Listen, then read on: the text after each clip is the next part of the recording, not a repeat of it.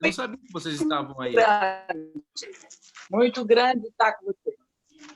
A minha filha está aí em Nova York, já vai fazer 21 anos. Vai fazer 21. E eu continuo aqui. Ah, você está no Brasil, a Cristiane Falo que está muito. em Nova York. Eu entendi. Isso, pastor. Para quem não sabe, eu fui membro da igreja em que a Carmita ia muitas vezes, porque a irmã dela, a Senilza, e o cunhado dela, o Alci, são pessoas assim, amigos nossos da minha infância, né? Então a gente como se fossem irmãos, né, de sua mãe e seu pai, né? Exato. Eu vi seu rosto, eu falei, eu conheço ele. Meu marido olhou assim para mim. Eu falei, ele é da igreja de Alto Laje. Que legal isso, gente. Que legal. Que reencontro bacana. Muito bom ver você pregando e espalhando a mensagem de Deus para nós com coragem, porque que bênção. Hoje em dia, com coragem. Pois é, pastor, eu falei para você que você ia ter surpresas aqui hoje, tá aqui, ó. Eu conheci a família do Vinícius antes de se casar. Conheci seu pai antes de ser Nilce de Alci, na igreja de Campo Grande. Né? E depois, seu pai, eu saí da igreja, fiquei um bom tempo. Quando voltei, já tinha você, depois, né, a Priscila. Então, a gente acompanhou aí uma boa parte da vida de vocês, com muito privilégio de ver você aí, na presença do Senhor Ateus, da Priscila, do irmão. São pessoas queridas. Pessoas queridas. Sua sogra mora no meu coração. Sua sogra é lá do meu coração. Que bênção, viu? Muito bom, Carmita, ver você aqui, viu? Cris também. Nós vamos começar o nosso programa de hoje, mas mais uma vez, muito obrigado, pastor. Tem aqui também o meu amigo Xará de Curitiba que está nos assistindo, e as pessoas elas vão começar a entrar a partir de agora, e a gente está muito feliz com a presença de todos vocês, aqui online no Facebook também. A gente tem um bom número de pessoas que estão nos assistindo, pastor. E é muito bom a gente poder parar. Eu não sei se você já teve... Pastor, já esteve aqui em Nova York, pastor? Já esteve aqui na cidade, né? 2014. 2014. Deu para entender bem que é uma cidade que não dorme, não para. Então, a nossa vida de imigrantes aqui na América, principalmente aqui em Nova York, ela é meio nesse ritmo aí. Então, para nós termos um grupo para durante a semana, numa quarta-feira que está ensolarada ainda, a gente... Hoje é quinta-feira, né? Mas geralmente nós fazemos na quarta-feira. Então, não é fácil. Não é fácil, porque é uma programação, cada um tem que realmente se desdobrar para poder dar essa parada e a gente ter momentos espirituais, momentos de reflexão. Mas o principal desse grupo, pastor, que tem feito a diferença, eu acredito que todos que participam vão concordar comigo, é que aqui todos têm a oportunidade de falar quando nós estávamos reunindo em pessoa, pessoalmente, vamos dizer assim, lá na casa do pastor Biasotto. Então, nós passávamos ali um bom tempo e cada um, então, trazia ali o que nós chamamos de ups and downs. O up é um agradecimento, aquilo que foi de muito positivo na sua semana e tal, e o down é o pedido, é aquilo que está realmente incomodando a sua ansiedade, o seu desejo e tal. Então, a gente, nesse período de 3 anos, nós ouvimos muitas histórias, participamos, oramos e vimos muitos milagres acontecerem. E foi muito bom, e é muito bom. Agora nós estamos recomeçando de uma forma que o mundo está mostrando para nós que é o que tem que ser, né, pastor? Então está sendo bem diferente. Eu até acho que vai ser uma tônica daqui para frente, sabe? Em todos os aspectos da vida, a gente vai acabar usando muito o digital daqui para frente, mais do que usávamos, né? Sim. Rapidamente, pastor Biasotto, rapidamente, o senhor pode dar um update para a gente? Pode deixar que eu abra o microfone dele aqui? Pastor Biasotto, você pode dar um update para nós, já que você trabalha com serviço comunitário aqui em Nova York, e a gente sabe que você tem aí uma ligação direta com a União, com a divisão, com o próprio governo estadual aqui de Nova York, com a prefeitura da cidade de Nova York. Então, você tem aí as informações de como que estão hoje os números, como que está a situação, se a linha ela ficou um pouquinho mais plana ou se a curva está ainda muito forte. Como é que está, pastor? Você pode falar para a gente? Bom, em primeiro lugar, né, obrigado, Edson, por essa oportunidade da gente testemunhar. Bom, para aqueles que não sabem, talvez o pastor, não sei se o Edson comentou um pouquinho antes de nós entrarmos, eu sou responsável pelo serviço comunitário adventista da associação, né? Então, a gente trabalha como se fosse uma junção da ADRA e da ASA. Aqui a gente não tem ADRA e nem ASA, né? É o ACS, que a gente chama. Então, nós temos trabalhado via as nossas igrejas. Nós temos hoje por volta de 180 igrejas na associação. Dessas 180, nós temos 33 pontos de distribuição de alimentos que já foram estabelecidos, né, nos últimos 5 anos. E também temos por volta de mais 10 lugares que estão também entregando, no total quase 40 lugares, um pouco mais de 40, de pontos de distribuição de alimentos. Mensalmente, são por volta de 20 mil pessoas que recebem alimentos, né, nessa nossa região. Então, assim, isso é um trabalho direto do que a gente tem feito, né?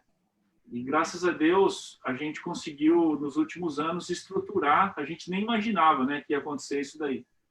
E a gente tem ajudado, né, nesse sentido de organização, e tem sido uma bênção, assim, a gente se sentir útil para realmente fazer a diferença na vida das pessoas, né? E também, outra coisa que tem acontecido, para todos vocês saberem, nós estamos recebendo uma doação de 20 pallets de materiais médicos que a gente vai distribuir nos hospitais mais carentes aqui da cidade. E hoje, Edson, para você ter uma ideia, sim, pastor, recebi uma ligação que a FEMA, né, vai nos mandar 125 mil máscaras para distribuição para pessoas que trabalham diretamente com, né, distribuição de alimentos e outras áreas mais, né? Sim. Então, a gente tem conseguido, junto com a divisão e a União, trabalhar assim, realmente em conexão com as autoridades governamentais e aliviar o sofrimento, né, em todos os sentidos de pessoas, e a gente se sente útil, que nem vocês estavam fazendo, né, pastor, quando vocês fizeram a vigília, aquele pedido para fazer as doações para os alunos carentes, né? O que acontece é o seguinte: o momento que a gente está vivendo hoje, o que era uma coisa que não era necessidade há 3 meses atrás, hoje é uma necessidade muito grande. E você conseguir, né, vamos usar uma linguagem em português, entregar uma cesta básica, faz a diferença na vida da pessoa. Que às vezes ela perdeu o emprego e não conseguiu receber o unemployment insurance ainda, e não conseguiu trabalhar, né? E aí acaba que as pessoas, você consegue aliviar o sofrimento da pessoa que está ao seu lado, né? E a gente também tem um centro de ligações que a gente conseguiu desenvolver em 4 línguas, né? De pessoas que podem ligar e receber uma oração, um conselho, e nós estamos trabalhando em junção com as associações aqui ao lado, né? Então, esse é o meu testemunho, minha gratidão, e também um pouquinho das bênçãos que Deus tem derramado através do envolvimento dos nossos irmãos aqui. Que bênção, pastor. Eu acho que o seu ministério agora ele se tornou ainda mais efetivo e mais estratégico, né, nesse contexto, né? Porque o que você está fazendo agora, o seu grupo e tal, está ajudando realmente muitas pessoas e certamente abrindo a porta no coração de muita gente para ouvir o evangelho por meio da caridade, do amor, na prática, né? Amém. Exatamente. Obrigado, pastor Biasotto, muito bom. passar essas informações que a gente tem visto a mão de Deus realmente guiando a todos aqueles que estão envolvidos, o pessoal que trabalha aí nos hospitais, os enfermeiros, médicos. Nós temos gente da nossa igreja aqui, pastor, que está ali na linha de frente, e a gente tem orado para que Deus realmente proteja essas pessoas, porque não tem sido fácil para elas. Nós temos testemunhos de enfermeiras da nossa igreja que têm feito um trabalho de despedida através de um FaceTime com a família que não tem acesso. É muito doloroso para as famílias, é muito doloroso para todos. A gente de fora que vê, a gente imagina o sofrimento, e realmente muito grande. Então, pastor Vinícius, sempre lembre de orar pelos membros da igreja, por aqueles aqui da cidade, que realmente possam ser protegidos por Deus, para a gente sobreviver e passar essa etapa, né? Amém. Mas, pastor Vinícius, mais uma vez, muito obrigado. Eu quero fazer aqui uma rápida apresentação. Mais pessoas entraram aqui no nosso Zoom. Nós temos a Vailza, que é cunhada do Rogério, que está aqui com a gente também. O Rogério é um dos anciãos aqui da igreja brasileira, está conosco participando. Rogério, seja bem-vindo. Temos também o Valdemiro Nenê. O Nenê é pai do Vini. Thank you, Edson. Isso, Rogério. Seja bem-vindo, viu? E está aqui conosco também o Valdemiro Nenê, pai do Vini, o seu filho que sofreu um acidente há 2 anos atrás e tem lutado muito para que seu filho se recupere, está aqui conosco participando. A Cris, a Carmita, que já são amigos de longa data, né, pastor? Que bom. O Edson Rodrigues é meu xará lá de Curitiba, que tá com a gente hoje também, muita saudade. O tio Getúlio dos Santos, pastor, está ali com a camiseta que nós temos oficial do grupo aqui, ó, não mais eu. Tô vendo. Ele e a tia Helena, eles estão em Houston, no Texas. Eles são um dos fundadores do grupo aqui e colunas da igreja brasileira aqui de Nova York por muitos anos. Pioneiros, né, Rogério? Pioneiros. E ele, depois que ganhou dinheiro aqui em Nova York, ele está desfrutando tudo lá em Houston, no Texas, na vida boa lá, entendeu? O próximo será eu. Nem gilete para tirar barba ele não tá conseguindo. Tá tão tranquila a vida lá, entendeu? Homem retirado não tem dinheiro para comprar gilete não, rapaz. É isso mesmo, mas é uma benção poder ter vocês todos aqui. A Cris tá ali, deixa eu ver quem mais. O Marcelo, que está aqui com a gente também, do Mate Tour ali, está nos acompanhando. Um abraço, Marcelo, bom ter você aqui com a gente. Ele é da nossa igreja também. E online a gente tem muitas pessoas que estão nos assistindo, mandando um abraço para todos, pedidos que estão sendo feitos aqui. Eu gostaria de mencionar, pastor, todos vocês que tiverem um pedido especial, ou mesmo um agradecimento, não vai dar para a gente fazer aqui falando ao vivo, mas vocês podem escrever aqui no chat, aqui embaixo, um text.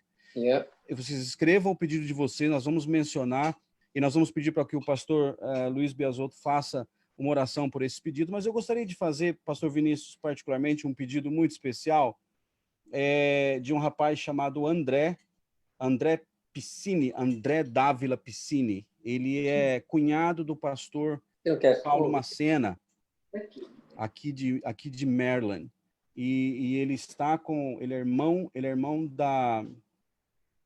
da Cristina, esposa do pastor. E é um rapaz novo, ele está com o Covid-19, e está numa luta muito grande entre a vida e a morte, está entubado, e constantemente tem chegado o pedido de oração por ele, pelo André. Então, vamos lembrar, todos nós, de orarmos pelo André nas nossas orações. Vocês que têm algum pedido, podem escrever aqui, e se não agora, mas no final do programa, a gente pode citar esses pedidos. Muito obrigado, pastor Vinícius, mais uma vez. Nós vamos fazer uma oração agora, pastor, e aí em seguida eu vou passar um vídeo com um hino para a gente, com a música para a gente poder refletir, e em seguida o senhor já pode fazer a mensagem, e terminando a mensagem, faça uma oração e a gente termina o nosso programa de hoje. Muito obrigado, pastor, mais uma vez. Bom, assim como estamos, eu os convido a orar.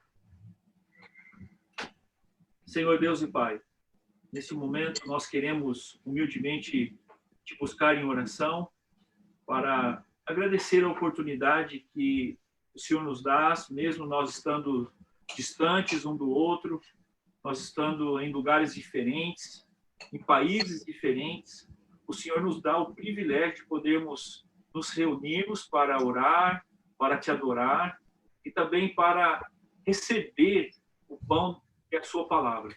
Amém. Nós também te agradecemos o privilégio que o Senhor nos dá de podermos fazer os nossos pedidos, de mesmo não podendo assim todos fazerem o seu pedido pessoalmente, mas escrevendo, também levantando a sua mão, caso tenha um pedido especial. Nesse momento eu quero dar a oportunidade para aqueles que querem fazer o seu pedido especial, que possa levantar a sua mão e desta maneira pedir para que o Santo Espírito possa estar conosco nesta noite e também ouvir essa prece através do nome do Senhor Jesus Cristo. Amém, Senhor. Nós pedimos que os pedidos, aqueles que estão enfermos, os necessitados, possam ser abençoados por Ti através dos nossos atos de bondade. Nós também te pedimos que o Senhor possa, de uma maneira especial, como o Senhor tem usado o pastor Vinícius muitas vezes em diferentes lugares, e nesta noite ele possa ser grandemente usado por Ti para nos trazer esperança, nos trazer o poder da palavra, e que um dia possamos estar todos juntos no mesmo lugar, que é as mansões celestiais. Amém, Senhor. Nós entregamos tudo em Tuas mãos e clamamos em nome de Jesus. Amém. Amém. Amém. Eu gostaria de, embora ter orado já, mas eu gostaria de citar aqui os pedidos que foram escritos. Vocês que estão nos acompanhando podem ir lá e ler também, do Neném, que orem pelo Vinícius. Continuamos orando sim. O tio Getúlio, tá, não é um pedido, é só um agradecimento. E também a Carol, que é que pede pelos meus primos médicos que estão trabalhando no Covid, precisam muito de orações para que se restabeleçam brevemente para voltar e ajudar a nossa comunidade. Do resto, só agradecer por todo o PG e tudo que nos proporciona de bênçãos. Amém, gente. Muito bom poder estar com vocês mais uma vez. Eu vou passar um vídeo agora, pastor Vinícius, e em seguida do vídeo, é um vídeo que fala muito para nós, principalmente que moramos aqui nessa cidade, que é a capital do mundo, onde há tanta coisa diferente, uma correria, ambição, enfim, tudo. Mas o tempo que nós estamos vivendo é um tempo de muita seriedade, é um tempo de muita coisa que está acontecendo nos nossos olhos, mas nós envolvidos com o nosso dia a dia muitas vezes não percebemos. Então, vou passar o vídeo em seguida, o senhor entra. Vamos lá, ver se eu acerto hoje.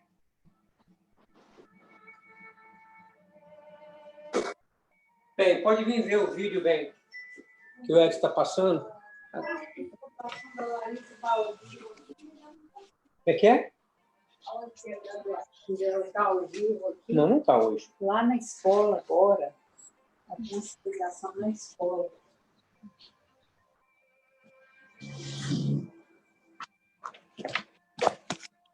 A câmera está desligada.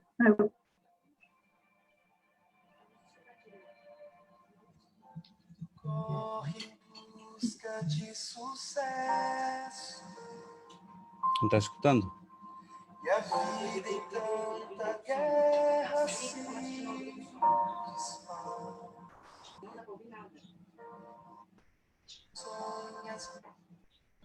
Deixa eu voltar aqui, que eu acho que o som não está saindo. Espera aí. Não saiu o som, não? Saiu? Saiu o som? Estava saindo, sim. Tava normal? Então, assim, só se aumentar um pouquinho o volume, estava bom. Tem que todo mundo desligar os microfones. Ok, desculpa aí, mas... Vamos lá, então. Peraí.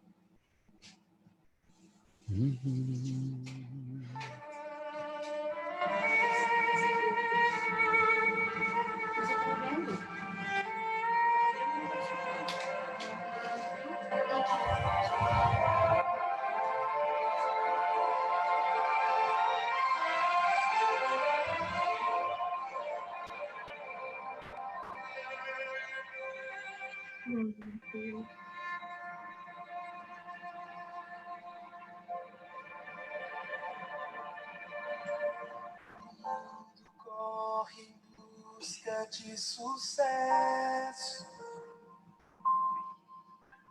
E a vida em tanta guerra se desfaz.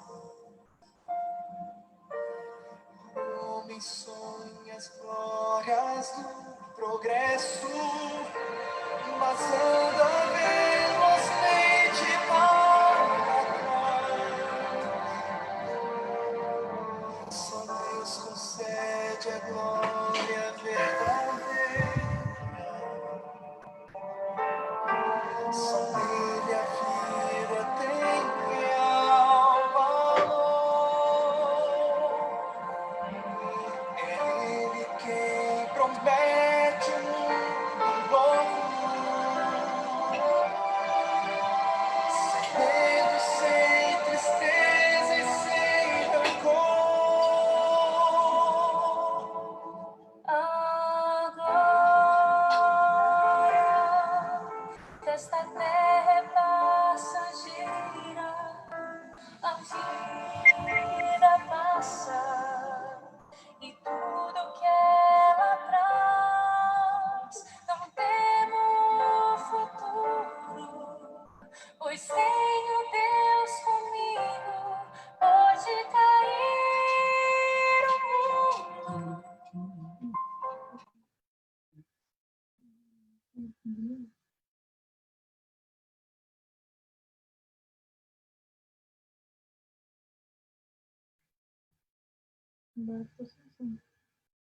Está sem som, Edson.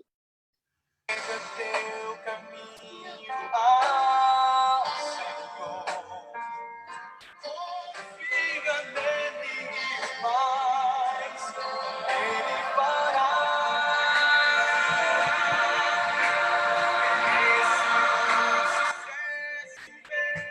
Sucesso verdadeiro está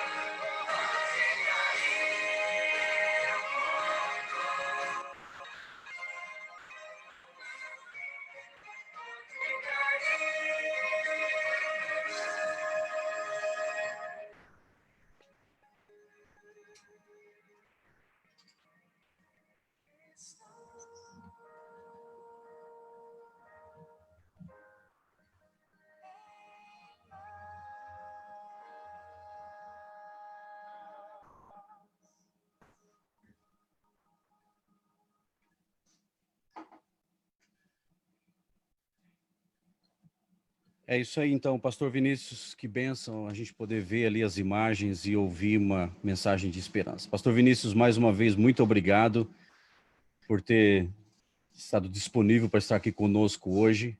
A mensagem que você tem pregado e trouxe ali no dia da vigília no NASP foram palavras e mensagens nós todos aqui que assistimos acreditamos, vinda realmente de encontro com a nossa necessidade. Então, pastor Vinícius, mais uma vez, muito obrigado. Nós estamos felizes demais por ter você aqui conosco nessa noite, que Deus use grandemente para trazer a mensagem para nós. Os momentos que se seguem, aqui no nosso pequeno grupo, eu sempre falo, lá na casa do pastor Biasotto, quando começava a aparecer um cheiro de pão de queijo, assando, já era mais ou menos a hora do pregador começar a pensar em terminar. Mas como a gente não tem condições de ter o cheiro, então o senhor pode falar o quanto você quiser, pastor.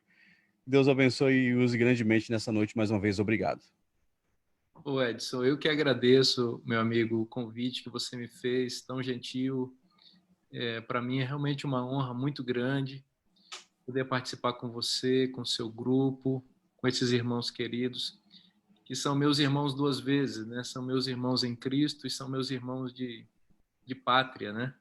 Sim. Nós somos brasileiros, a gente fala o mesmo idioma, e eu honestamente fico emocionado em ver vocês, porque eu sei que vocês são batalhadores, são pessoas que amam a Jesus, amam a Cristo, e que estão vencendo na vida, aceitaram um grande desafio pessoal de mudar de país, a maior parte de vocês, né? E eu queria dizer que Deus está com vocês, não desampara vocês, e que vocês são muito queridos, muito especiais. Também agradecer ao pastor Biasotto e a família bonita que eu estou vendo aí, grande, né? Muito bom estar com vocês também, viu? Um colega de ministério, que eu tenho certeza que Deus tem usado poderosamente. Como eu disse antes, nesse momento em especial, com esse Ministério da Ação Social, muitas pessoas estão sendo alcançadas pelo seu trabalho, pastor, e eu oro a Deus para que Ele continue te usando, te abençoando, o Senhor e a sua família, te dando força, te protegendo também nesse momento, para você continuar fazendo aquilo que você tem feito. Bom, irmãos, a gente estava assistindo esse vídeo que o Edson passou para a gente, e eu fiquei pensando, né? O pecado não para de nos surpreender com a maldade, né? Quando a gente imaginava que não poderia haver nada pior do que as cenas da queda das Torres Gêmeas, que afetou diretamente a cidade em que vocês vivem, que vocês moram, e o mundo inteiro como consequência. Vocês sabem que a humanidade é uma outra humanidade depois de 11 de setembro de 2001. E agora nós enfrentamos uma situação de proporções piores, né? Por incrível que pareça, né? Lá foram 2 aviões, pelo menos em Nova York, né? Que abalaram o mundo. Hoje, esses vírus microscópicos que a gente não vê, silenciosamente se alastra e vai destruindo esperanças, destruindo vidas, causando sofrimento e uma série de dificuldades que nós estamos enfrentando. Isso só evidencia para nós, cada vez mais que nosso lugar não é aqui, nosso lar não é este planeta. Este mundo definitivamente se mostrou um lugar inseguro para se viver, e nós precisamos suspirar, clamar, gritar para que Jesus volte logo e nos tire dessa realidade para a qual nós não fomos idealmente preparados para enfrentar. Eu gostaria de refletir com vocês nesta noite, e eu também não quero cansar vocês, eu espero que vocês já estejam assim também sentindo já o cheirinho do pão de queijo aí, e se vocês estão sentindo, que vocês tenham paciência um pouquinho comigo, mas eu, como eu disse, não quero cansar vocês. Mas eu queria refletir com vocês no capítulo 13 de Apocalipse. Esse é um capítulo bastante conhecido dos adventistas, de forma geral, está diretamente associado com uma profecia de particular, quando digo particular interpretação, isto é, que os adventistas eles são sozinhos nessa interpretação, a partir especialmente da interpretação do livro Grande Conflito, mas que nós sabemos que é uma profecia que está se cumprindo gradativamente, progressivamente. Então, convido vocês a abrir a Bíblia em Apocalipse capítulo 13 e vamos ler a partir do versículo 11. E assim, com a Bíblia aberta, eu queria que você, mais uma vez, fechasse os seus olhos para a gente pedir, uma vez mais, a iluminação do Espírito Santo. nosso Deus e nosso Pai, chegou a hora em que nós vamos estudar a Tua Palavra. Amém. Pedimos que Tu fales profundamente ao nosso coração. Tu conheces as nossas necessidades. Nós as colocamos diante do Senhor nesse momento. Abra a nossa mente, o nosso entendimento, e que, ao concluirmos este culto, nós tenhamos a convicção plena de que fomos visitados pelo Teu Espírito. Amém. Nós pedimos em nome de Jesus. Amém, Senhor. Amém, Senhor. Amém.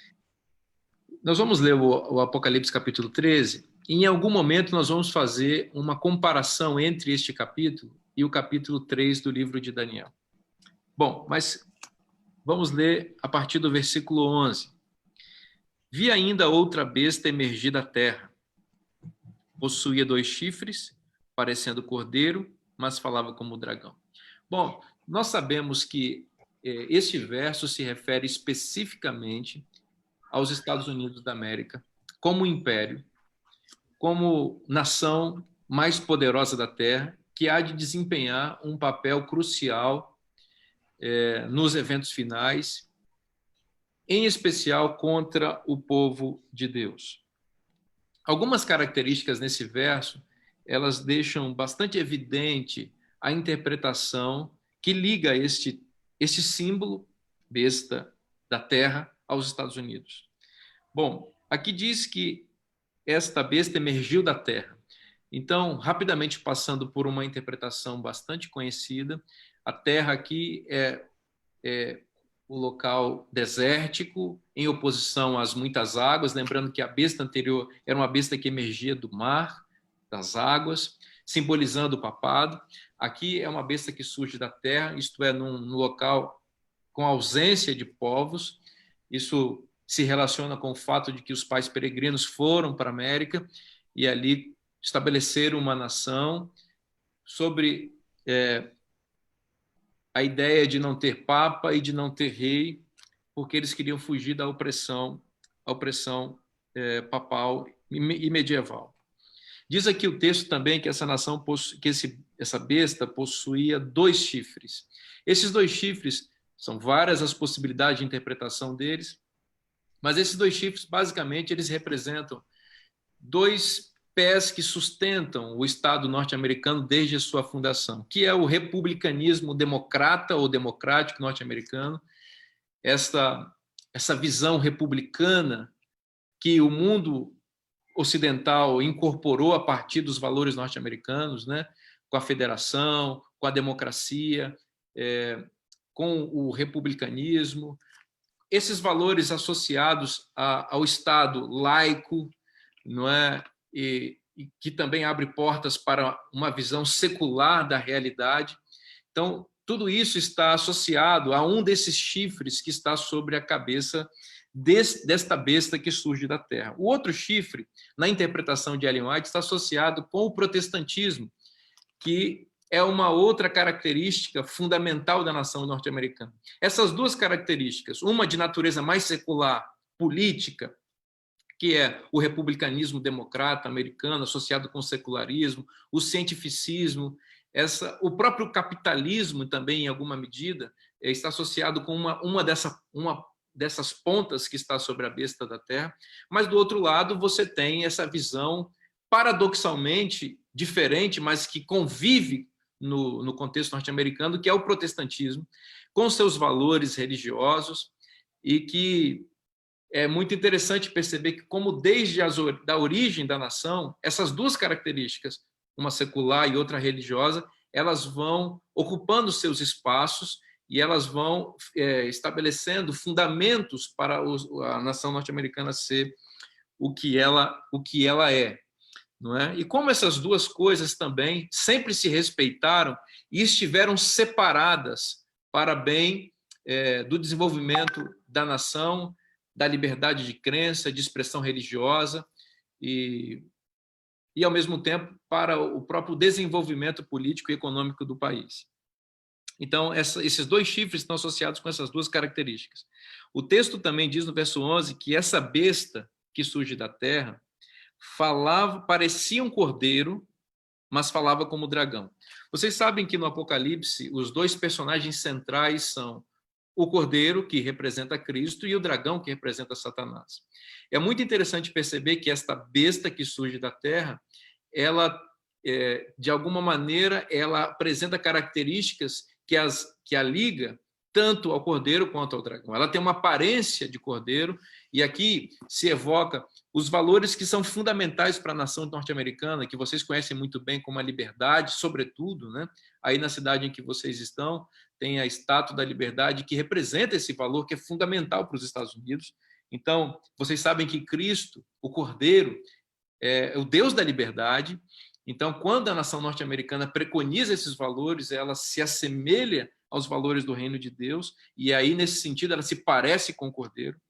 Mas diz o texto que ela falava como dragão, e aí você vê que há um discurso também dentro dessa nação, que surge das entranhas dessa nação, que a associa ao dragão. E o dragão, em oposição ao cordeiro, é opressor, é perseguidor, é antidemocrático, é antiliberdade, e isso está associado com o fato de que esta nação, em algum momento da sua história, no futuro, mas já em desenvolvimento, vai surpreender a humanidade, articulando um discurso autoritário que vai restringir a liberdade, as liberdades individuais, sobretudo as liberdades de culto e de expressão religiosa. É isso que o verso 11 nos apresenta.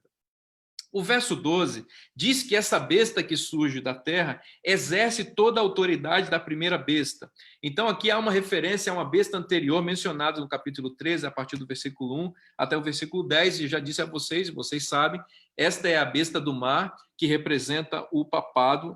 Então, o verso 12 nos ensina que a besta da terra, que representa a nação norte-americana, esta besta vai exercer toda a autoridade da primeira besta na sua presença. Isso aqui implica que haverá uma coalizão ideológica, política e religiosa entre a nação norte-americana e o papado em algum momento futuro da história, e a nação norte-americana vai emular, vai simular, vai representar, vai agir de modo muito semelhante àquele modo como a besta do mar, o papado, agiu durante seu período de supremacia.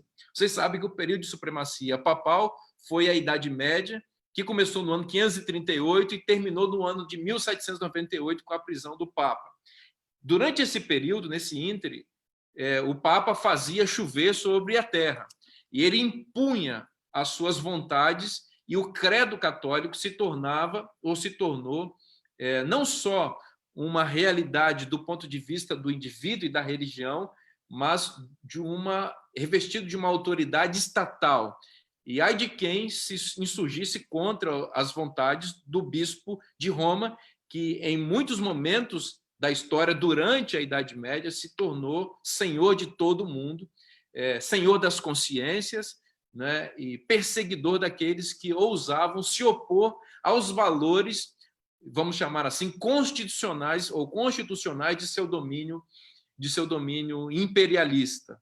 Então, a religião, durante a Idade Média, não era só religião, era legislação estatal, por assim dizer.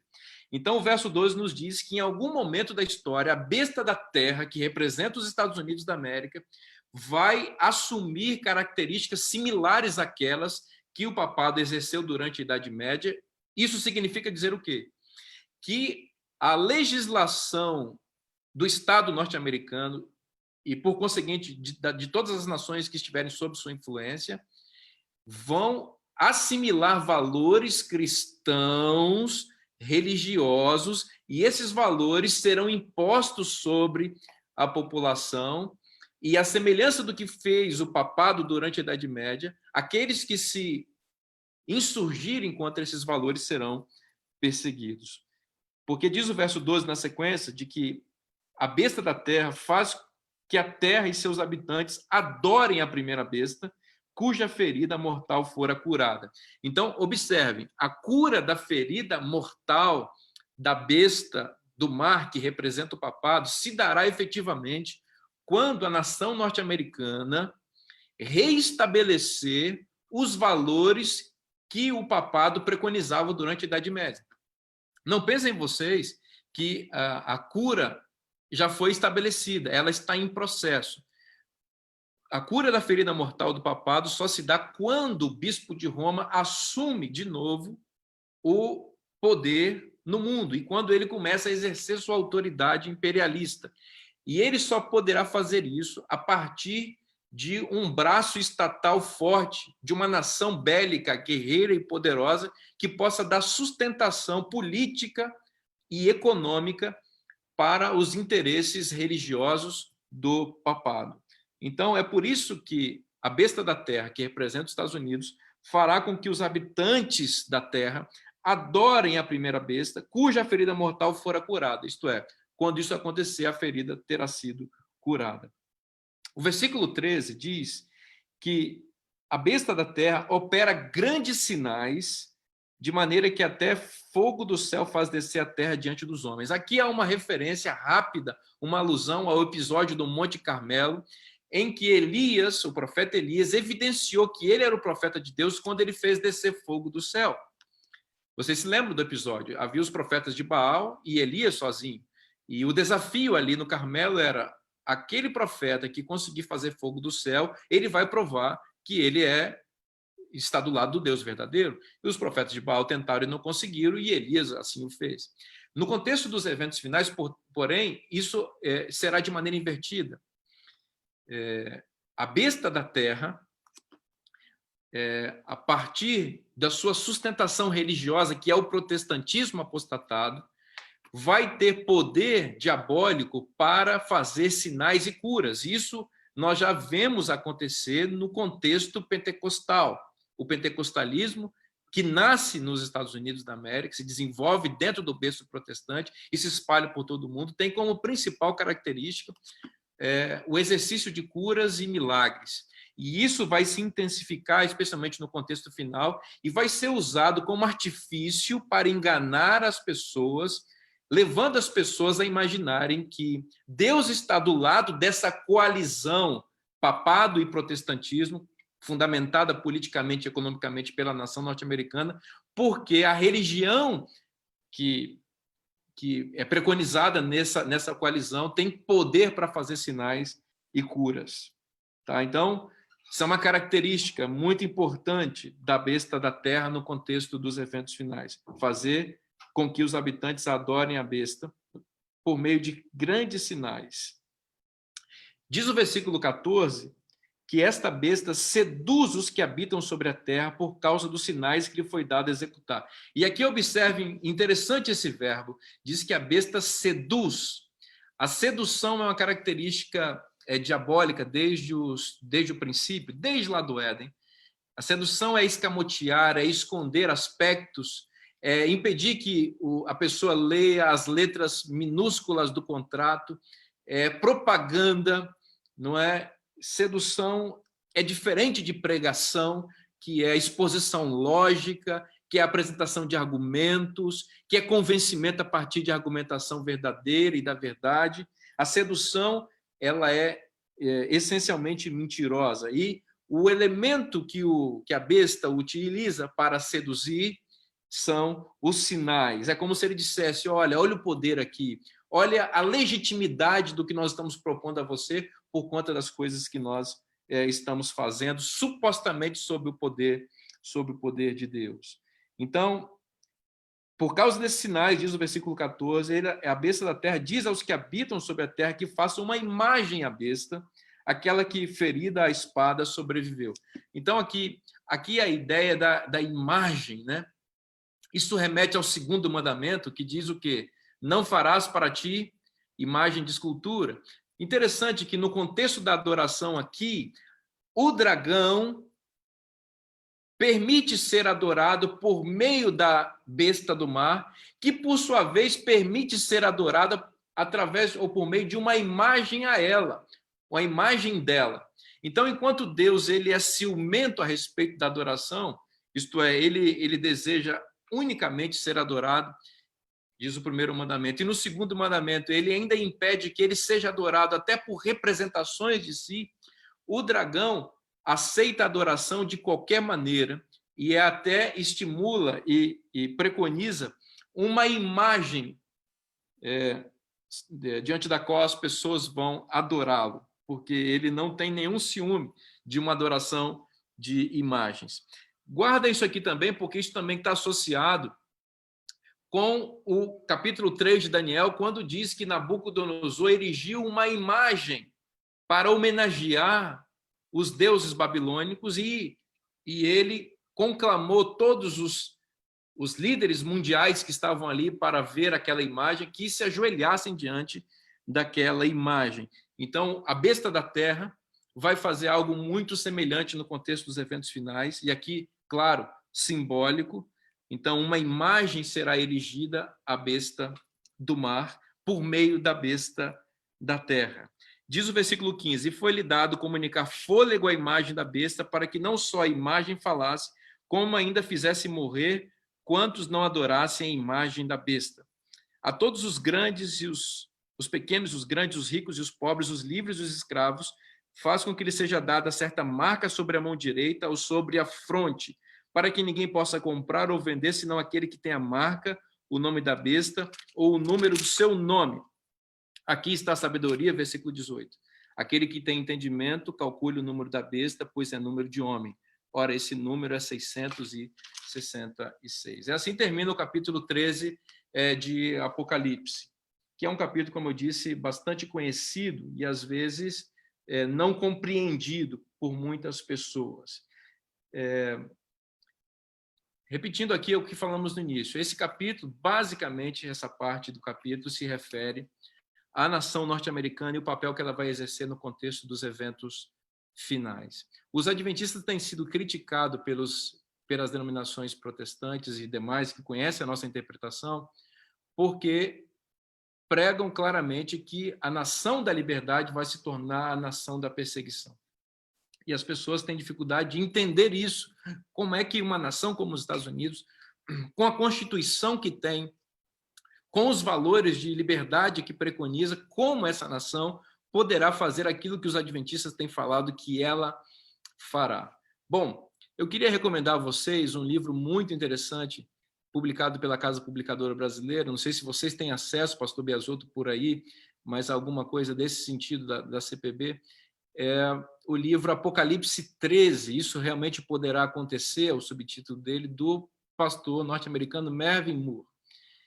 Nesse livro, o pastor Mervyn Moore faz um estudo sociológico histórico do Estado norte-americano, e ele evidencia como, a partir desde a metade da segunda metade do século XX, a nação norte-americana começou a mudar sua voz, usando o símbolo profético aqui, para falar como o dragão. E ele faz algumas análises bastante interessantes, porque vocês sabem que na Constituição americana existe uma divisão muito forte entre a igreja e o Estado, impedindo que haja interferência da igreja nos negócios do Estado. E o que isso acarretou, especialmente no século XX, nos Estados Unidos? Isso acarretou que a visão progressista e secularista da realidade acabasse abafando um pouco os valores cristãos na sociedade. Vocês, muito mais do que eu, vocês acompanham isso, e o Brasil também, de certa maneira, vive algo muito semelhante. Então, com o advento do pós-modernismo, e especialmente com os governos mais posicionados à esquerda, os valores cristãos foram sendo deixados de lado, legislações foram sendo estabelecidas, e essa nação, a norte-americana, que sempre teve valores cristãos permeando as suas leis, essa nação viu, a partir da segunda metade do século XX, viu esses valores serem cerceados. Então, nós estamos falando aqui de leis como, vamos lá, a questão do aborto, a questão homossexual e uma série de outras questões que envolvem direitos civis e fundamentais. Isso tudo foi tomando muito corpo dentro das casas legislativas na federação e também em âmbito nacional, o que acabou levando os cristãos a se sentirem obrigados a entrarem e invadirem a política, porque perceberam que o discurso apenas do púlpito não era suficiente para frear a onda de permissividade, a onda de imoralidade e o progressismo que ameaçou ou que ameaça os valores cristãos. E o que se vê, tanto na política norte-americana quanto na política brasileira, é que os pastores se tornaram políticos, é que as bancadas se tornaram cada vez maiores para aqueles que têm valores cristãos, e o que nós enxergamos hoje é que o Estado ele vai absorvendo uma cultura religiosa. Mais do que nunca, os Estados Unidos e o Brasil vivem isso hoje. Por mais que fosse necessário, no caso brasileiro agora, fosse necessário que houvesse um freio no progressismo político aqui, porque realmente as coisas estavam descambando e a moralidade estava muito pervertida na política, assusta um adventista que conhece as profecias hoje ver um presidente da República que é considerado um messias por grande parte dos cristãos evangélicos, protestantes e pentecostais neste país, e eu acho que o mesmo acaba acontecendo também aí nos Estados Unidos, em que me parece que os cristãos enxergam os líderes da nação hoje, especialmente os presidentes da nação e aqueles congressistas que associam com esses valores, como alguém enviado por Deus, como o Messias, para resgatar os valores cristãos e bíblicos que foram abandonados por conta de uma política que rebaixou a palavra de Deus e os valores. Isso assusta porque a gente percebe que é exatamente por essa maneira, e também por essa maneira, que as profecias de Apocalipse 13 vão se cumprir, né? Vão se cumprir de alguma forma. Então, o texto nos diz isso daqui, que a nação norte-americana ela vai incorporar os valores do papado e ela vai agir como papado. Como isso poderá acontecer? Em primeiro lugar, a imagem da besta se refere ao estabelecimento de um decreto dominical. Esse decreto que será uma imposição uma imposição para todas as pessoas, numa tentativa de normalizar o mundo e tentar aplacar de alguma maneira a ira divina que se estabeleceu sobre a terra por conta do esquecimento dos valores bíblicos e cristãos. Então, o discurso que levará ao decreto dominical no futuro, meus queridos irmãos, não é um discurso, a princípio, maléfico. É um discurso que vai ser dado em nome de Deus, que vai ser dado em nome da restauração dos valores cristãos, que vai ser dado ou vai ser apresentado com a justificativa de que a humanidade está sob maldição divina porque esqueceu dos valores que supostamente a Bíblia apresenta. Bom, o que está acontecendo no mundo hoje em relação à pandemia, a meu ver, ajuda de alguma maneira a preparar o cenário para que aquilo que está profetizado aconteça. Por quê? Porque nós vamos viver no mundo pós-pandemia cada vez mais neurótico, cada vez mais preocupado, cada vez mais controlado. Então, eu acredito que os sistemas de controle do Estado sobre as pessoas vão se intensificar, porque hoje as pessoas elas podem carregar um armamento que pode destruir a economia de um país ou do mundo inteiro. Então, eu acredito que o controle vai aumentar muito. As pessoas vão ter ainda mais necessidade de um Estado que diga a elas o que fazer e não fazer. Esse Estado vai agir dessa maneira legitimado pelas necessidades que a crise evidenciaram que a humanidade tem. Então, observe, isso vai levar ao fortalecimento do papel do Estado e das lideranças governamentais. considerando agora o outro aspecto, que nós estamos vivendo num momento em que o cristianismo parece querer resgatar a sua posição de liderança sobre a humanidade, e especialmente neste país em que vocês estão, e aqui no nosso país também.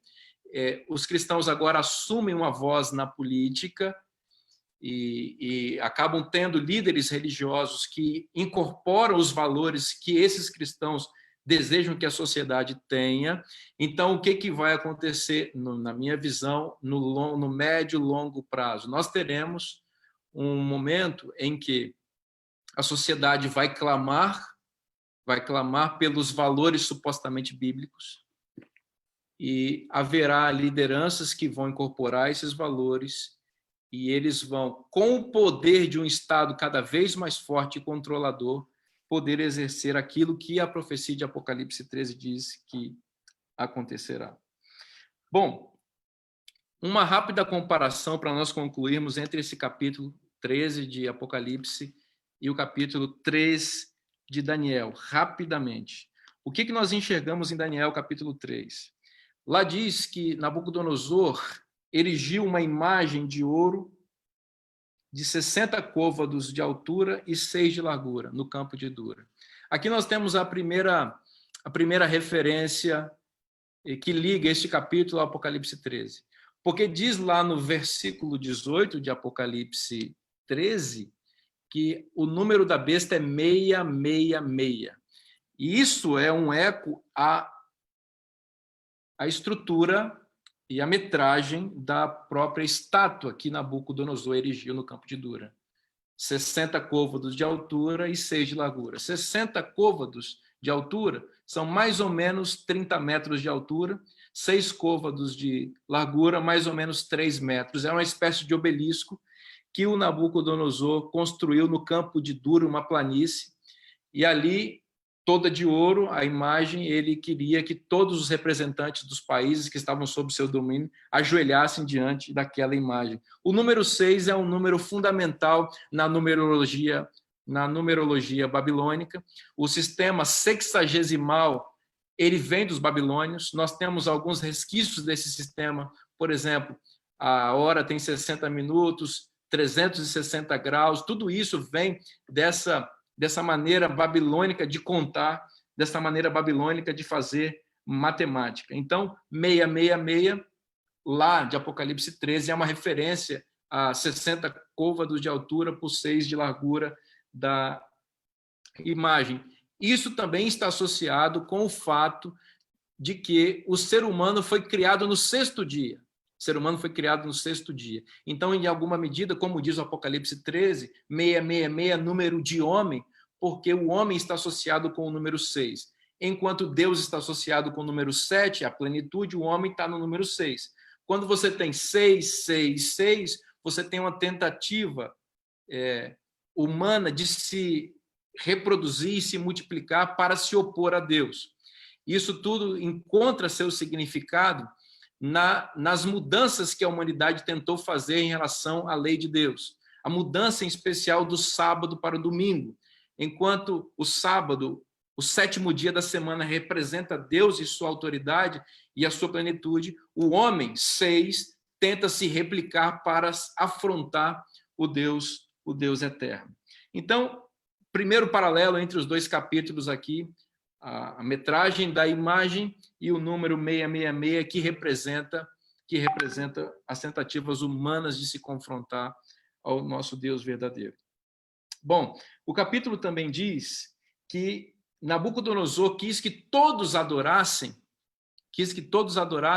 a partir do som de uma música que fosse tocada. É muito interessante você pensar nisso daqui. Por que tem o elemento da música aqui? A música é um elemento indutor para a adoração. Nabucodonosor não queria que as pessoas estivessem pensando muito no que estavam fazendo. Ele queria que elas se ajoelhassem meio que no impulso. E por isso ele manda tocar uma música melodiosa e uma música forte para que as pessoas sejam levadas a se ajoelhar. Na religião de Babilônia, não interessa muito o que você está pensando, o que você está sentindo.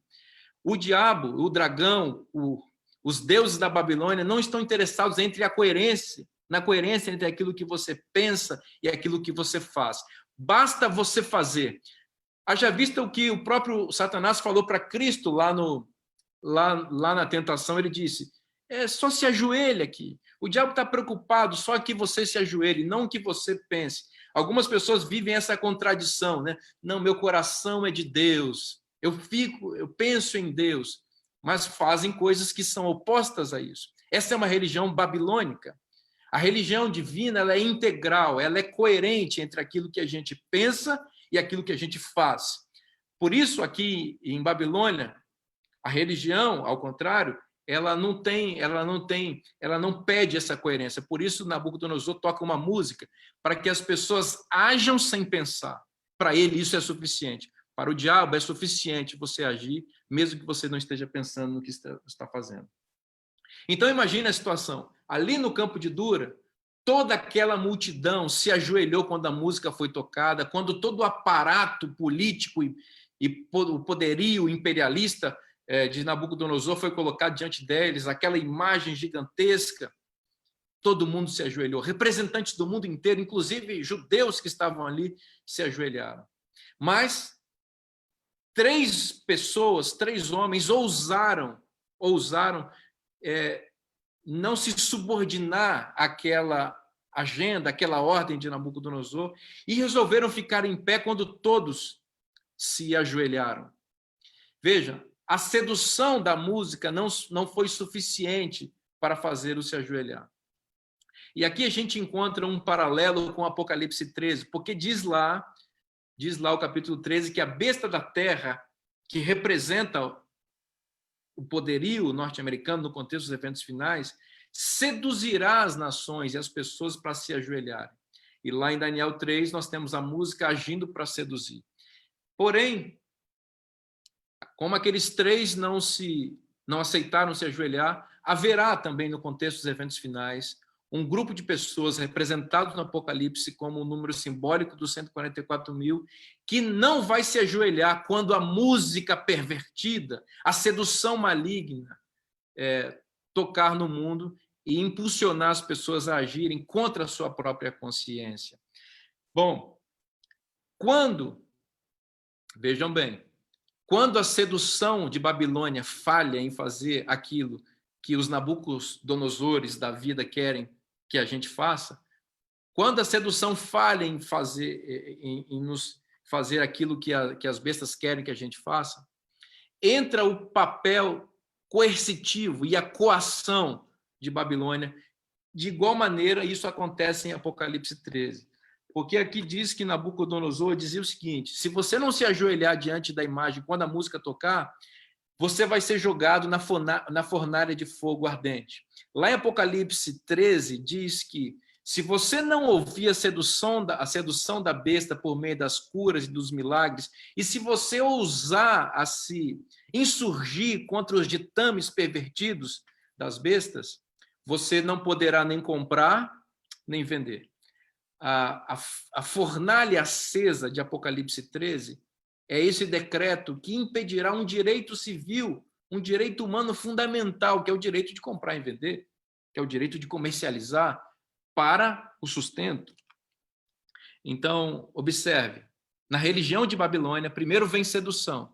Se a sedução falha, ela tem a coação como carta na manga para impor aquilo que ela quer que as pessoas façam. No resumo, essa é uma religião que pressupõe marionetes, pressupõe pessoas que não pensam, pressupõe pessoas que permitem que a sua consciência sejam violadas, pressupõe ausência plena de liberdade.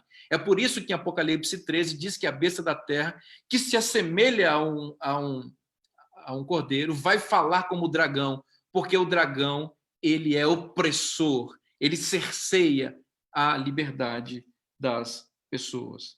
Bom, como eu disse a vocês, vocês conhecem a história, os 3 amigos de Daniel não aceitaram se ajoelhar diante da imagem de ouro. Eles receberam uma oportunidade do Nabucodonosor, diz o versículo 14 de Daniel 3, mas eles responderam de maneira audaciosa e de maneira corajosa para o rei, dizendo que eles não se ajoelhariam e que eles estariam dispostos a perder a vida deles em favor da religião, de manter a religião que eles acreditavam. Olha que coisa interessante isso daqui. A religião de Nabucodonosor, de Babilônia e das bestas do Apocalipse 13 é uma religião que se concentra no presente. O que Nabucodonosor queria? Que naquele momento ali, eles esquecessem dos valores de Jerusalém, que eles esquecessem da religião, que eles esquecessem da lei de Deus e que eles, por conveniência, se dobrassem de joelhos ali. E é possível que até depois daquele momento eles poderiam continuar seguindo a religião deles, mas que eles fossem convenientes com os desejos do rei, para não ficar mal politicamente para o rei, afinal de contas, eles eram assessores diretos do palácio de Babilônia. Veja, a religião de Babilônia era focada no presente, nas consequências momentâneas. Ajoelhe agora. Porém, a religião de Jerusalém, a religião dos 3 amigos de Daniel e a religião dos 144 mil no contexto dos eventos finais é uma religião do futuro. É uma religião que se concentra naquilo que virá. É uma religião do investimento. É uma religião da renúncia momentânea aos prazeres transitórios do pecado para que as glórias de Deus estejam reservadas no futuro. E eles dizem para Nabucodonosor, no versículo 16, ó Nabucodonosor, quanto a isso, não necessitamos te responder. Se o nosso Deus a quem servimos quer livrar-nos, ele nos livrará da fornalha de fogo ardente das tuas mãos. Se não, fica sabendo, ó rei, que não serviremos a teus deuses, nem adoraremos a imagem de ouro que levantaste. Por que vocês acham que eles têm essa visão? Eles têm essa visão dispostos a perder a própria vida, porque eles sabiam que o Deus a quem eles serviam era o Deus que se manifestaria no futuro para dar o galardão àqueles que forem fiéis. Então, esse é o tipo de gente, meus queridos amigos, que vai ficar de pé, quando as bestas erigirem uma imagem e seduzirem e impuserem adoração àquela imagem. É gente que não pensa só no presente, é gente que está com os olhos no céu, está com os pés na terra, mas está com os olhos no céu, de olho no prêmio, de olho naquilo que Deus disse que fará. Bom, vocês sabem o desfecho dessa história. Nabucodonosor, então irado, pede que aqueles jovens sejam lançados na fornalha de fogo ardente. Eles não têm direito de trocar de roupa, de despedidas da família. Diz o texto que eles são lançados do jeito que eles estão, naquela fornalha que foi aquecida ainda 7 vezes mais para recebê-los e assim aplacar a ira do rei contra eles. O versículo 24, porém, revela um detalhe muito interessante, Daniel 3, capítulo 24. Um espetáculo aconteceu ali. Eles caíram, foram jogados na fornalha, então o rei Nabucodonosor se espantou e levantou depressa e disse aos seus conselheiros: não lançamos nós 3 homens atados dentro do fogo? Preste atenção nesse detalhe. A religião de Babilônia prende as pessoas. As pessoas são obrigadas a fazer aquilo que as bestas querem que elas façam. Os 3 amigos de Daniel foram atados, amarrados, algemados e jogados na fornalha de fogo, porque a religião da Babilônia é a religião da perseguição, da opressão e da ausência de liberdade.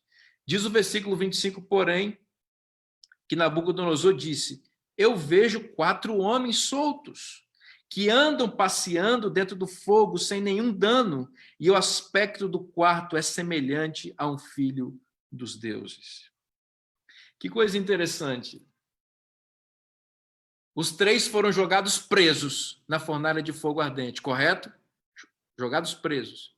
Mas quando Nabucodonosor olhou, ele disse: nós não jogamos gente presa lá dentro? Por que eu estou vendo 4 pessoas andando livremente dentro do fogo? Vejam, a religião de Babilônia é a religião da prisão. Mas a religião de Cristo é a religião da liberdade, ainda que essa liberdade seja exercida dentro do fogo da perseguição. Aqueles que estão em Cristo são verdadeiramente livres. Aqueles que não aceitam a perseguição e a opressão babilônica e das bestas no contexto dos eventos finais, Mesmo sob perseguição, eles são livres. Naquele dia, no campo de Dura, só havia 3 homens livres ali, de fato. Foram os 3 que foram presos. Paradoxalmente, os presos eram os livres, porque Cristo estava com eles. Eu disse a vocês, eu vou concluir agora com isso. Ellen White diz que nós devemos estudar os livros de Daniel e Apocalipse em paralelo. E, obviamente, existe um paralelo entre Daniel 13 e Apocalipse 13. Porém, quando eu li Apocalipse 13, tentando estabelecer um paralelo entre Apocalipse 13 e Apocalipse 13 e Daniel 3, eu percebi que os paralelos pareciam perfeitos entre os capítulos, com exceção do final, porque o final de Daniel 3 mostra Nabucodonosor olhando para dentro da fornalha e não vendo apenas os três, mas vendo 4 pessoas, e o quarto era Cristo, filho, que ele chama de filho dos deuses. Porém, o capítulo 13 de Daniel, de Apocalipse, perdão, ele termina de uma maneira aparentemente ruim para o povo de Deus, porque parece que as bestas vencem lá, porque termina com 666, termina com um decreto, termina com uma coisa ruim. Me parece que, se você parar a leitura no capítulo 13, as bestas venceram. Porém, a Bíblia não foi escrita com capítulos. E existe um paralelo muito interessante entre a sequência do capítulo 13 e o final de Daniel 3. Eu queria chamar sua atenção para isso. Vejam bem, enquanto Daniel 3 termina com os 3 amigos de Daniel soltos dentro da fornalha e Cristo passeando no meio deles, veja como começa o capítulo 14 de Apocalipse, um verso depois do final de Apocalipse 13. Veja o que diz ali. Olhei, e eis o Cordeiro em pé sobre o monte Sião, e com ele 144.000, tendo na fronte escrito o seu nome e o nome de seu pai.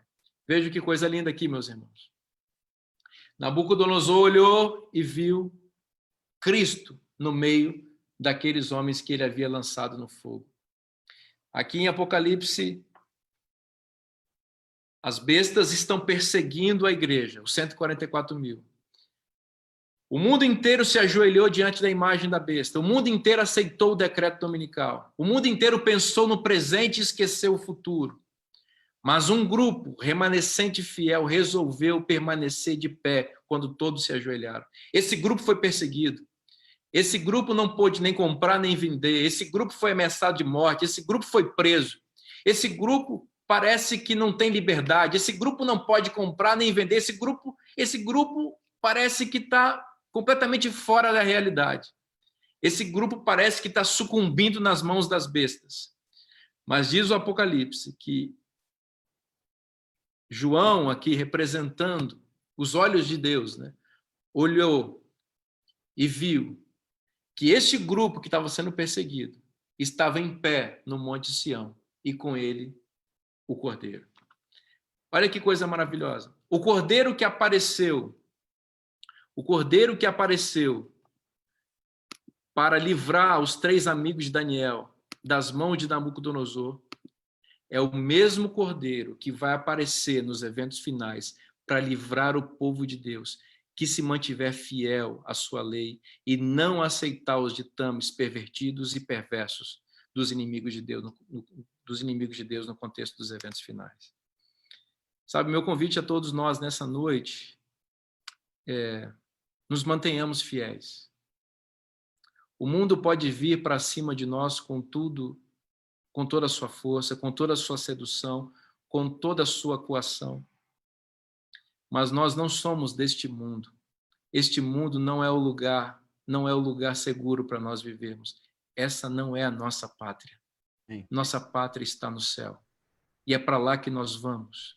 E nós só vamos para lá se nós mantivermos os valores do céu em nosso coração. Eu queria convidar você que está em Nova York, que está em outros lugares, que está no Brasil e que está aqui neste culto agora, a fazer um compromisso com Deus, de se manter em pé quando o mundo inteiro se ajoelhar. Deixa Deus inscrever hoje a sua lei no seu coração. Esse é um momento que nós estamos vivendo, gravíssimo. Uma pandemia assola a humanidade, amedronta todos nós, nos colocou dentro de casa, quebrando todas as economias do mundo. Nós estamos vivendo num estágio de eventos finais. A igreja está tendo uma oportunidade de ouro. Nós estamos sobre uma praga, que não é a praga, as pragas de Apocalipse 15, porque vocês sabem que aquelas pragas vão cair quando a porta da graça estiver fechada. Nós estamos sobre uma praga permitida por Deus com a porta da graça aberta.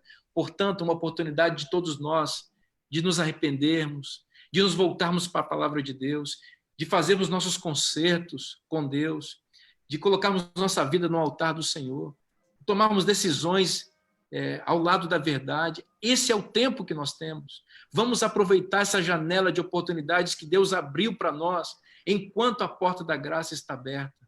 E vamos dizer para Deus, nós vamos ficar de pé quando todos se ajoelharem. Nós não temos poder por nós mesmos, mas nós confiamos na graça divina, ela é suficiente, ela nos capacitará e nos livrará daquilo que está para acontecer no mundo daqui para frente. Eu tenho certeza que onde você está, Deus está contigo e Ele estabelece com você agora uma aliança. E Ele espera a sua decisão, a minha decisão. Como eu disse naquele dia lá no NASP, repito hoje a vocês. Eu e a minha casa já decidimos de que lado nós vamos estar quando a imagem da besta for levantada. E quando o mundo se ajoelhar, naquele dia, eu e a minha casa vamos estar de pé diante de Deus. As bestas, o dragão, os inimigos podem fazer o que quiserem. Nós já fizemos a nossa escolha. Nós pertencemos a Cristo. Queria, nessa noite, convidar você a fazer a sua escolha ou a renovar a sua escolha. Nós somos de Jerusalém. Nós somos como os 3 amigos de Daniel. Estamos exilados em Babilônia. Vocês estão aí exilados na maior cidade do mundo, a mais importante cidade do mundo. Mas vocês não são de Nova York. Vocês são de Jerusalém. Amém. Vocês são de Jerusalém. Os valores de Nova York não são os valores de vocês, como também não são os valores de São Paulo. Os meus valores, os seus valores, os nossos valores, são os valores de Jerusalém celestial.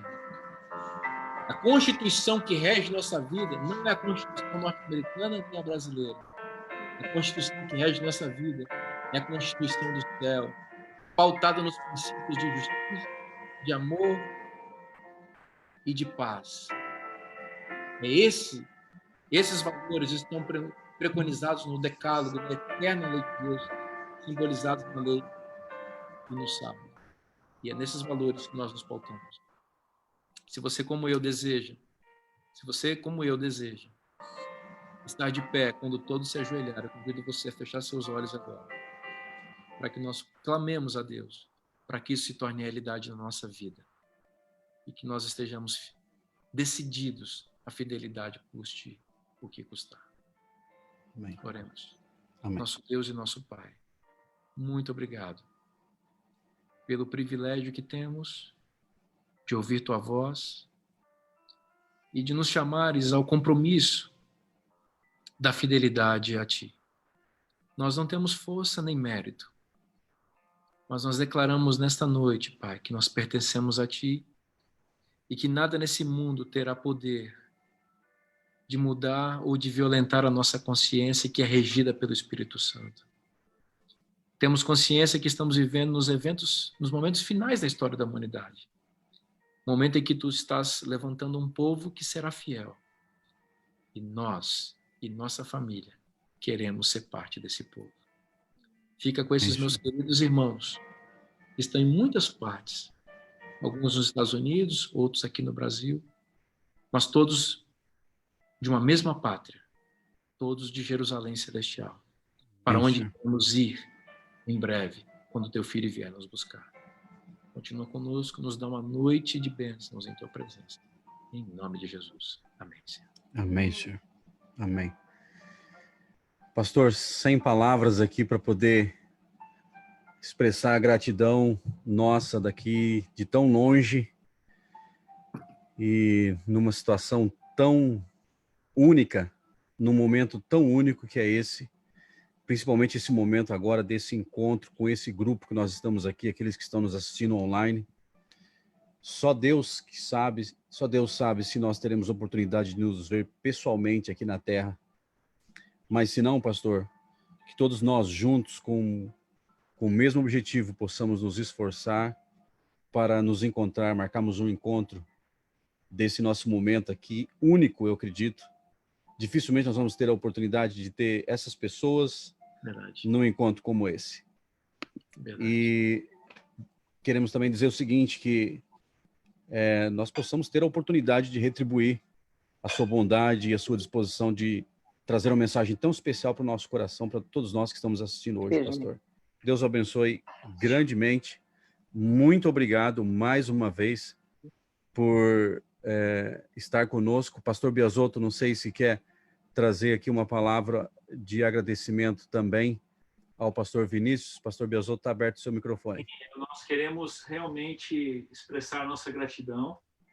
Pastor, você, como diz assim, né, uma expressão em inglês, né, você deu na cabeça do prego, né?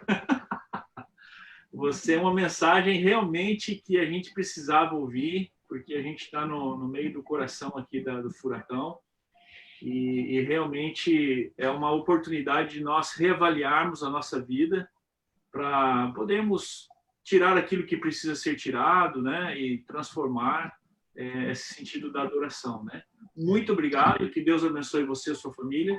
Em nome do nosso pequeno grupo aqui, fica a nossa gratidão a você. E esperamos em breve recebê-lo aqui conosco, tá bom? Obrigado, pastor Biasotto. Que alegria, que prazer conhecer você e sua família. Obrigado pelo carinho, pelas suas palavras, você, o Edson e os demais, viu? Foi muito, muito bom mesmo estar com vocês aí. Vontade de estar pessoalmente com todos, assim, para a gente se encontrar e a gente poder se abraçar, né? A gente é brasileiro, né? Mas agora está difícil, mesmo se estivesse presencialmente ia ser complicado, mas realmente é o desejo do meu coração. Eu espero que Deus abençoe muito vocês. Se você me permite, Edson, mais uma palavrinha apenas. Sim, pastor, à vontade. A vocês. Sim. Por favor, irmãos, voltem à leitura do livro Grande Conflito, especialmente os últimos capítulos. Eu fiz isso durante o início da quarentena, foi muito útil para a minha vida espiritual. Releiam aquele livro, marquem, especialmente os capítulos finais. É muito importante que a gente conheça muito o que está ali, tá bom? Eu faço essa recomendação a vocês com todo carinho, porque isso vai ajudar muito a vida espiritual de todos nós. Esse livro precisa estar no nosso coração. E uma outra coisinha, não sei quantos acompanharam a vigília, mas não sei se lembram, fiz uma oração por uma senhora chamada Maria Helena. Sim. Estava com Covid-19. Aquela senhora recebeu um milagre de Deus. Amém. Ela foi curada, recebeu alta anteontem. Amém. Ela estava desenganada pelos médicos. Eu não mencionei naquele dia. Na sexta-feira anterior à vigília, ela ia ser entubada. Ela já tinha tomado 5 dias da medicação, que é a cloroquina com azitromicina, e os médicos disseram que não tinha mais o que fazer por ela, e iam entubar e esperar ou ela reagir naturalmente ou ela falecer. Então, naquele sábado, nós entramos num pleito de clamor muito grande. Alguns de vocês certamente participaram disso daí. Ela, milagrosamente, misteriosamente, começou a reagir naquele dia. Amém. O pulmão dela, que estava praticamente todo tomado pela infecção, começou a regredir. A infecção baixou, a oxigenação no sangue aumentou. Os médicos disseram que não entenderam, não precisaram entubá-la.